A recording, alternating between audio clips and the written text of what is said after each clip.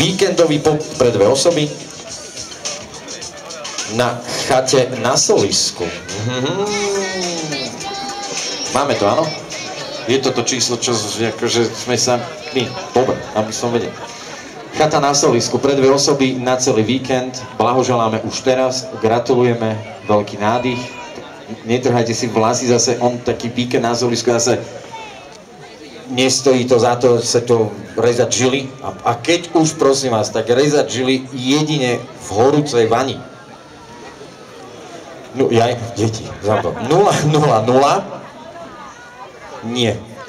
5 tam je hneď ako prvé, čiže 0, 0, 0, 5. Áno, hneď odchádzate. Toto, a tlieskať bude kto víťazom? Tu ostaň. 0, 0, 0, 5, 0, 7. Kto má 507? Bežota. Kto má 507? Počkajte, no tak neodchádza. Vidíte, a toto sa stalo aj včera, lebo prvá cena nakoniec nepadla na prvýkrát, ale až na druhýkrát. No? Lebo 507 nič, že?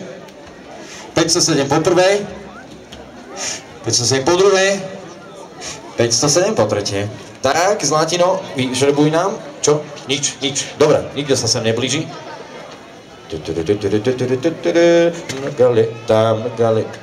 Galeta, živý jo. A ide na víkend. No to kto si tomu pomohla teda tomuto, teda 0, 0, 0, 5, 0, 6. Predpokladám, že keď 507 odišla, tak asi odišla aj s 506. Že? 506 nemá pána?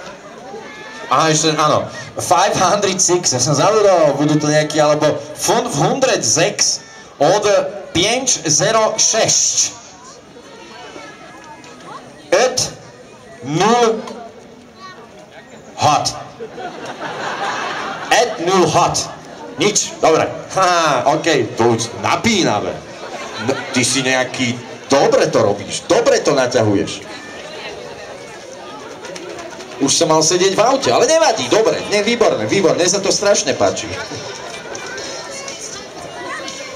Fú, nekúkaj úplne, premiešaj si to aj ty sama rukou, nejak hlboko, všelikde, dobre. No, mohlo by byť. Iba ak je to 50-členná rodina, že odišli všetci naraz, ale už myslím, že nie.